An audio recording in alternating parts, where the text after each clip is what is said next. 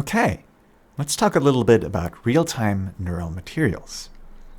This is a project that we presented at SIGGRAPH last year, and the point of this section is not so much explaining all the technical details of that work, because the paper presentation from last year is a much better place for that, and instead I want to use this more as a practical example to show what the process looks like to bring a neural shading project from the initial idea to something that actually works in practice.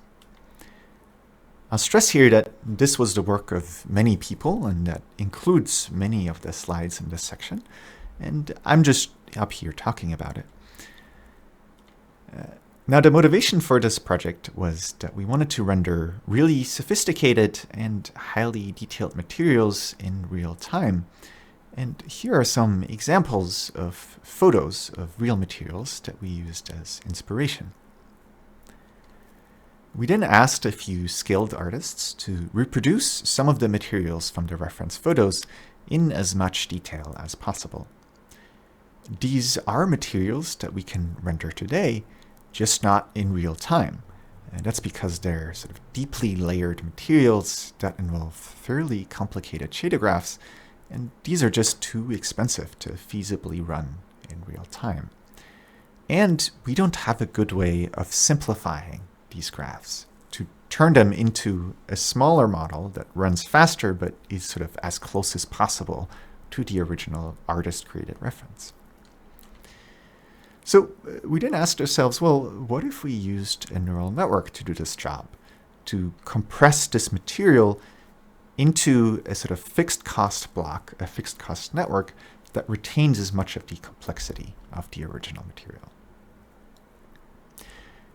Well, as a starting point, we started with the simplest idea first, which is to sort of feed in the light and the viewing direction into a small MLP with a few layers and ask it to learn the BRDF for this pair of directions. Now, we want the material to have some spatial variation, so we also learn a texture of latent codes that we also feed as input to the network.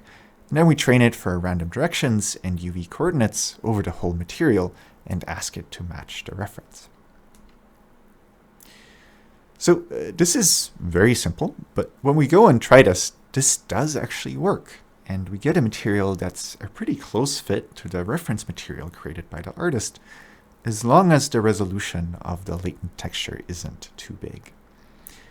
When we increase the texture resolution of the latent texture to match the source textures, to get rid of these blocky artifacts, unfortunately, the training stops working.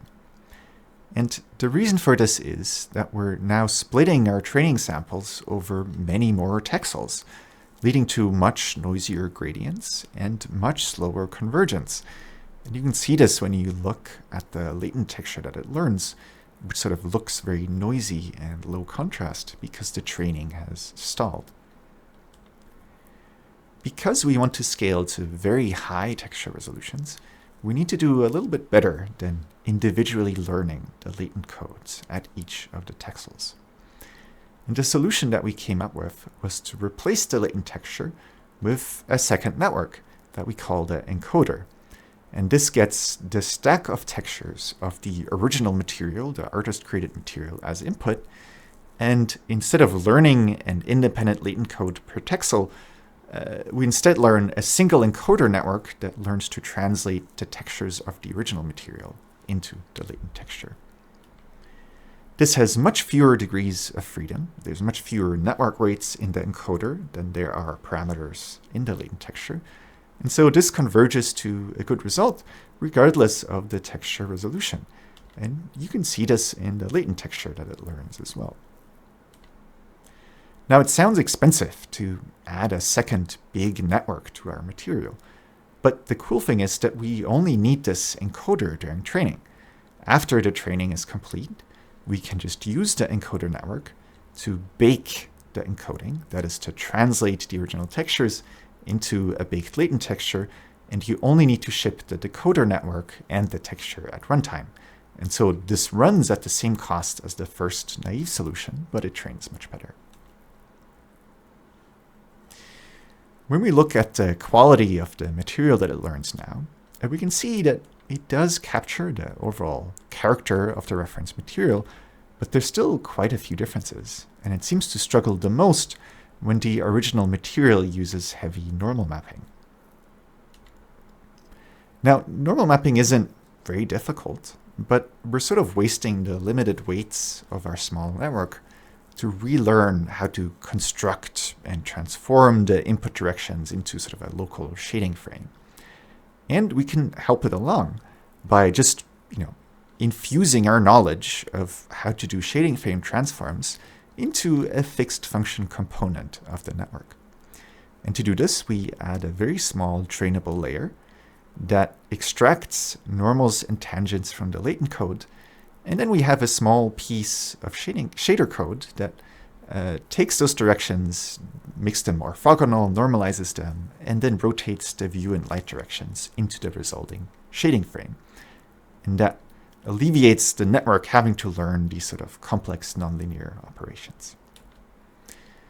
And if you do this, you sort of use the limited capacity of the network to just focus on the appearance of the material instead of relearning how to do normal mapping. And compared to where we started, this brings the quality of the network actually pretty close to the reference, without needing to add, lots more parameters to the network. And this really is the core of real-time neural materials. What I described wasn't hugely complicated, and in fact, you could probably implement something pretty close just with the tools you learned in this course. But the end result is fairly effective. The system can learn these fairly challenging artist-offered materials, but runs at a speed that's comparable to a classic Disney BRDF on modern hardware, while being much more effective at matching the reference. Besides the performance, there's a few other nice things you get with it. Once your models are trainable, you can do some things that are fairly challenging to do if you started with just shader code or shader graphs alone. The first is that you now get a dial that lets you trade off the quality of the material versus the cost by changing the size of the network. This way you can smoothly adjust the cost of the material at runtime versus its quality, but because it's trained, it preserves sort of as much of the character of the material that it can fit into the given compute budget. This kind of material simplification is really useful for scaling out across different hardware capability and, for example, for doing LOD for things that are far away or are seen in indirect bounces, but it's actually quite tricky to do when you're starting from just raw shader code. Another nice feature is that you can easily tack on additional learned components to this network if you wanted to solve additional tasks. One example in neural materials is that we added a learned importance sampling component so that we simultaneously learn how to render the material and also how to importance sample it for path tracing using the same latent texture. Another example that we added is learned filtering of the neural material. If you take the raw neural material and render it from afar, then as you would expect from a high-resolution thing, it will look aliased and noisy as you zoom out. And what we'd really like is something like the reference on the right that's rendered with supersampling, sort of with many samples per pixel. And the fix is actually very similar to what we saw at the beginning of the course, where we train a map of latent textures to minimize the error of the neural material at each MIP compared to the supersampled reference. Now, the point that I'm trying to drive home with this section is, not so much an advertisement for neural materials, but really a demonstration of what developing a neural shading application looks like and the kind of benefits that you get once you go down that route. You saw many of the same themes from the beginning of the course, where some problems that are pretty challenging to do with classic shaders, like material simplification or filtering, become a lot easier once your shaders are trainable. On the flip side, you need to learn new debugging skills for neural shading to figure out how to make them perform at the level that you need. So here, once again, you saw an example of sort of infusing something that you already know how to do into a sort of fixed function component of the network to save its capacity for the rest of the task. This doesn't work every time, but in our experience, it is a useful thing to try. What I didn't show is the many dozens of ideas that we tried and didn't work, and engineering pain that was involved in implementing and testing each one. Projects like these are what in part motivate building Slang's ecosystem, to remove the effort and time spent writing the boilerplate code that you normally need to run your shaders. I think this is a crucial piece of the workflow of developing neural shaders, and I really recommend that you try it out.